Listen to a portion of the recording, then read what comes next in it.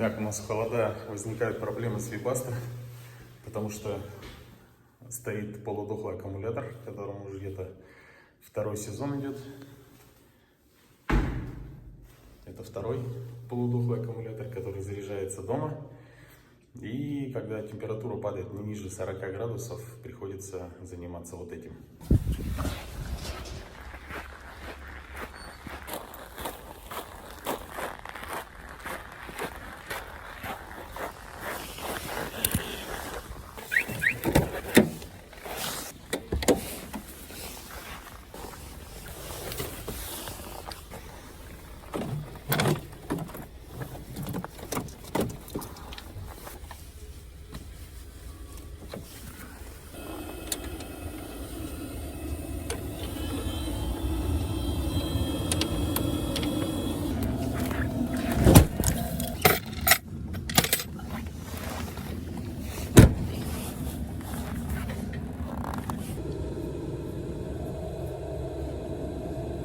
Конечно, процедура занимает меньше, чем если бы я, например, снимал мобильный гараж с автомобиля.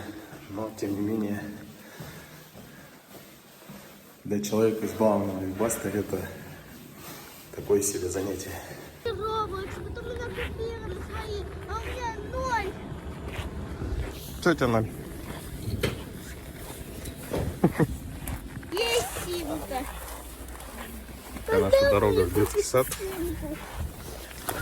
Арина, что ты переживаешь насчет игр компьютерных? Пошли.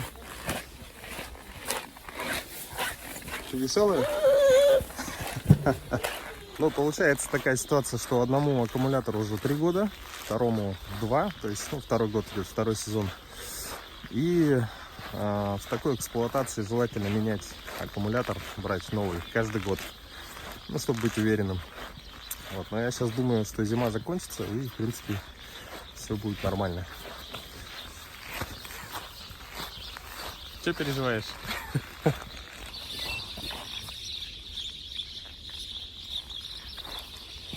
Интересно, что за 20 минут прогревается достаточно до такой температуры, при которой можно, в принципе, завести автомобиль, но желательно этого не делать, дать полный цикл. Ну, полный цикл минус 40, это где-то минут 40 работы Webasto, чтобы все с первого раза завелось.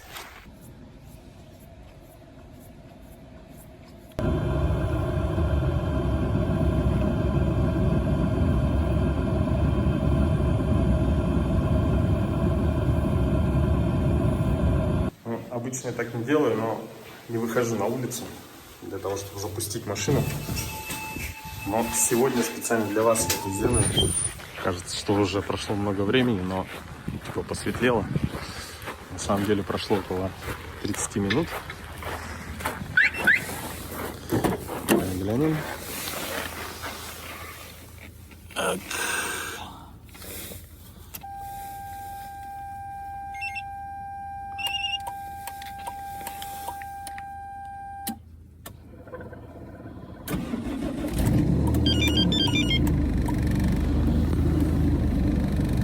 Все, получается, двигатель прогрет.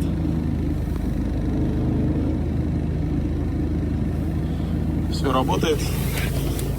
Воздух, конечно,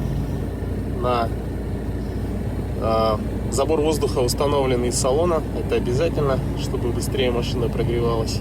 Если у вас аккумулятор, соответственно, просевший, ему уже там второй сезон, если вы используете также автомобиль, то, конечно, вам придется делать вот такие вот манипуляции при температуре, когда низкая температура, ниже минус 40.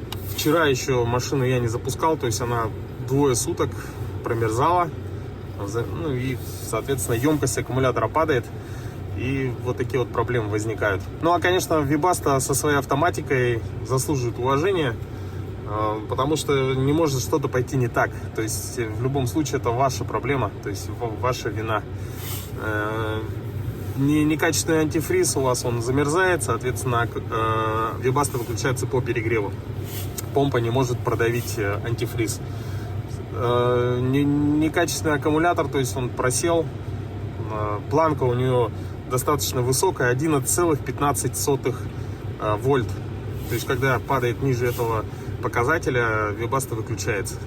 Я читал, что можно понизить напряжение до 10 вольт с чем-то. То есть, в принципе, этот вариант тоже приемлем. Надо будет как-нибудь попробовать. Если получится, то обязательно с вами поделюсь. Ну, а так,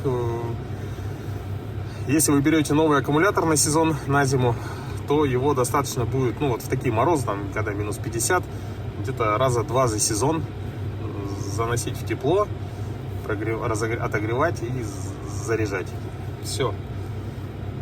Ну, вот как-то так. То есть это уже 6-й год, 6-я зима для этой машины. Она не видит гаража, как видите, вся в снегу. Вот. Думаю, нормальный вариант для того, чтобы эксплуатировать в этих условиях. Ну и, соответственно, машина всегда под боком, всегда около подъезда. В салоне уже показывает минус 19. Ну, раз уж мы пошли по всему списку, также масло, обязательно синтетика. Здесь залит 0В30, равинол. По тестам, по всем параметрам гарантированно в минус 50. Это масло находится в жидком состоянии, оно не густеет. Так, что по аккумуляторам? Аккумулятор у нас, ну, мне понравился этой фирмы аккумулятор. То есть это уже, я его беру, это 2-й. У меня 2 таких. Для Короллы здесь у нас так, 55 ампер-час. То есть он не особо такой супер емкостный. Конечно, можно было попробовать гелевый какой-нибудь вариант. Ну, не знаю, пока руки до этого не доходят. Мне кажется, вот так даже как бы проще. Каждый сезон брать новый нормальный аккумулятор. Вот. А в данный момент заряжается он очень просто. Мы выезжаем на пару дней из дома, открываем окна, заряжается аккумулятор, то есть он, ну, там все это дело кипит и так далее. Ну, безопасность превыше всего, конечно, я шучу. В общем, вот это цифровое зарядное устройство, он позволяет заряжать его достаточно нежно. Тут 2, 6, 12 ампер, 3 режима. Для этого аккумулятора выставляю где-то на 6 ампер. А сам он его заряжает, например, ну, до 5 ампер поднимается ампераж и потом потихоньку падает. Где-то за 2 часа этот аккумулятор вновь заряжен и готов, чтобы быть установленным в автомобиль.